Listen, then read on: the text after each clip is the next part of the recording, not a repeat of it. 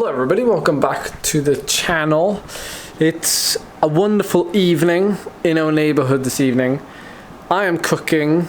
I've just got off the bike and set a new 20-minute best power for the year so far, 381 watts, so I'm well chuffed.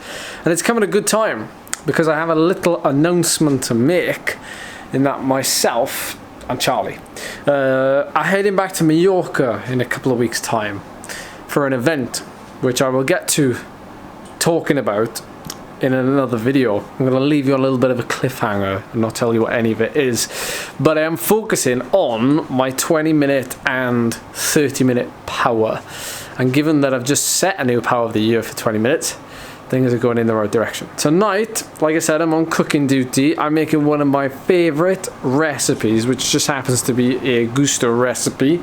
It's a plant-based chili with homemade nachos. It's currently cooking away on the hob there, and it's made from 1 brown onion, 2 garlic cloves, a sweet potato, although I've used 2 carbs, soy sauce, a tin of chopped tomatoes, some cultured coconut, smoked paprika, ground cumin, red kidney beans, and plain tortillas. And you cut the tortillas up and then you spray them with a little bit of oil, put them in the oven, and they turn all crunchy like crisps or chips. Crisps, we call them, obviously. They taste amazing. It's such a nice meal. And hello.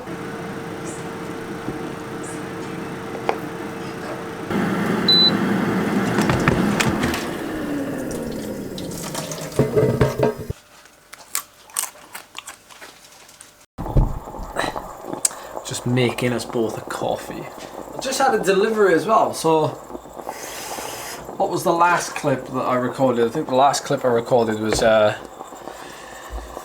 it that we're going to Mallorca again? Yeah, I think it was, wasn't it? Hang on, let me just... Wow, that's bright in the background. From Veresvelo. I have a feeling there's some round things that you put on your bike that make the bike move. That's all I'm saying for now. Okay, I'm really sorry folks, but my audio went a bit weird here, so I'm just voicing over it. Just finished the second part of my double threshold session training day today. Something I've loved doing in the past, and I'm back doing it today. Just talking you through it right now. I don't know if you've ever heard about like double threshold sessions, or maybe you've heard about like double VO2 max sessions, which are like pinnacle of grim training, yeah. But the double threshold day, I think it's gained like a little bit of momentum recently in the media. You know, a quick Google and you can see quite a few people trying it, a lot of forums talking about it. Essentially, you're just doing a threshold session in the morning and a threshold session in the evening. It doesn't necessarily have to be, you know, the same session. Like this morning, I used a Strava KOM that's around about an hour in length, which is a really long stretch of road, I know, but I did a sub-threshold continuous effort for an hour, and within a 2-hour session, and I just rode home, filled up, and then this evening, after about 6 hours of recovery, I've done a team time trial with the back pedal team, and I've knocked out about 35-40 minutes of, yeah, it's not like continuous threshold, but it's, you know, the over and unders, but it's significantly over, as you can see by the graph, and significantly under. At the end of the day, still working, producing a lot of lactate, or not a lot, but spending about 60 to 90 seconds over 400 watts, which given my threshold at the minute is about 360, 370. Working above that and then working significantly lower. We're just moving all that around. So that was today's double day. And really speaking, I don't know, I mean, I was going to say I don't know if I benefit from it, but I definitely benefit from it because all throughout my career, like for 15, 13 years, I've absolutely loved doing double days. So that's, you know, morning session, evening session.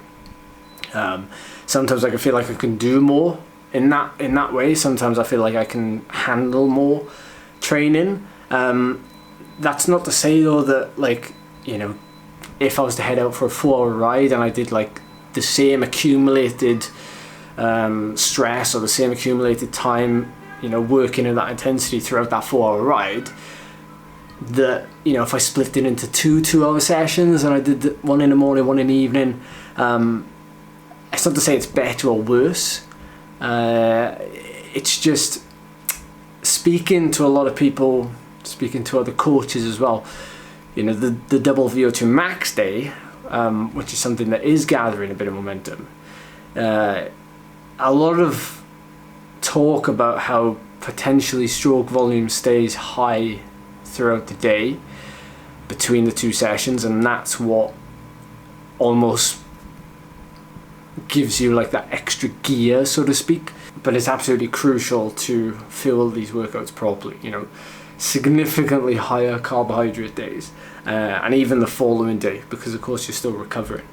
There's actually a lot of questions I see online, on social media. I see a lot of people asking the question in various places, you know, what is better, the split sessions, you know, the over the same day, or one big ride? And generally the answer is it depends, and also the answer is, you know, what have you got time for? You know, what can you handle?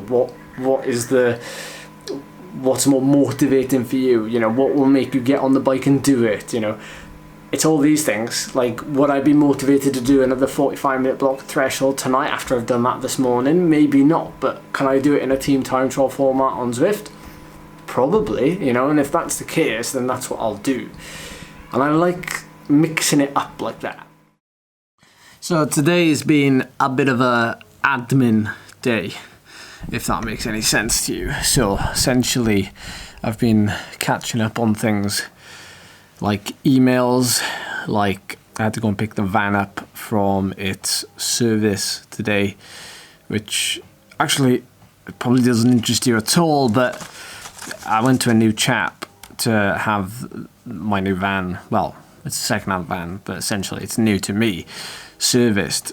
And it was very, very comprehensive. Well, you'd expect that anyway, wouldn't you? But I'm really happy with it. And essentially the van is good to go for another good period. So yeah, I'm looking forward to taking it on a good few trips this year with me. And I've been thinking about like how I've been thinking about how I'm actually going to kit it out a little bit better in the back to make it easier to sleep in, carry bikes, cook, storage, things like that. Because yesterday I had a conversation with a couple of fellas from Switzerland, and I'm going to be going out there in July and doing an event.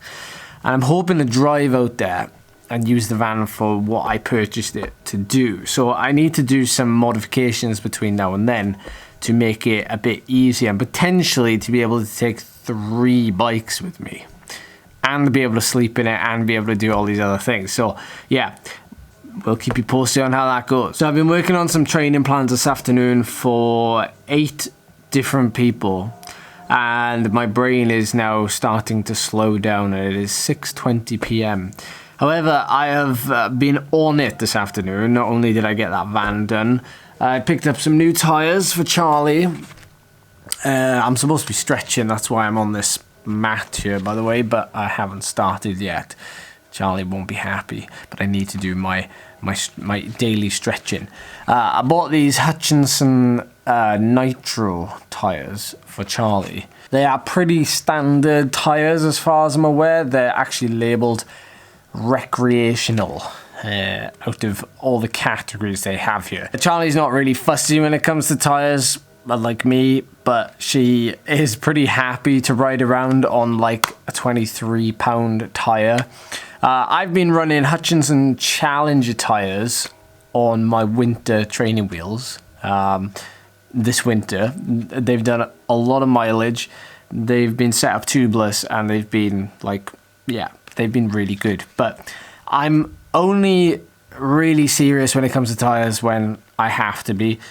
If I can get away with buying a cheap set of tyres that I know is going to be durable and will last me a long time and be obviously good puncture resistance and everything else, then I will opt for the cheapest possible.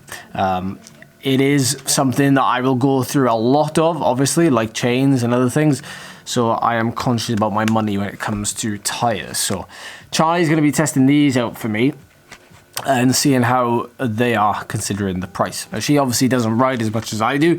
Yeah, she probably rides about once or twice a week out on the road, so she will probably get a fair few miles out of these. For food tonight, I know there's been like no riding at all in this video. I do apologise, but we have a slow cooker meal.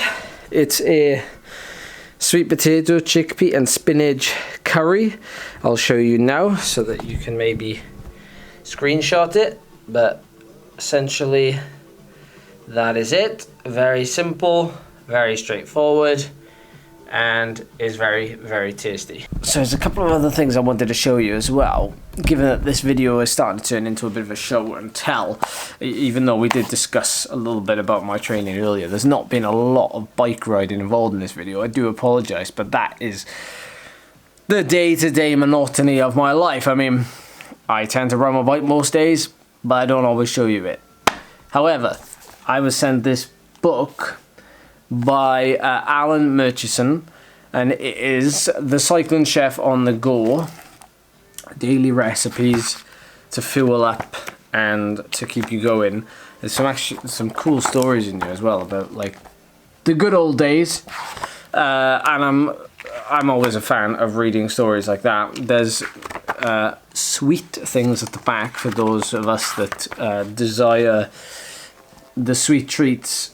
Kind of interesting. There's a lot of recipes I've never heard of and ones that I want to try but haven't had a chance to yet. So I will make some of these on the channel, no doubt, and show you in videos. I do get some feedback from people saying they enjoy it when I show what I eat on a day-to-day basis, and it's obviously not the same every day, but yeah, I will show things on a day-to-day basis. So I got some, this is not food related, but I got some frame stickers made, and you can't see them. Yes, you can. There they are.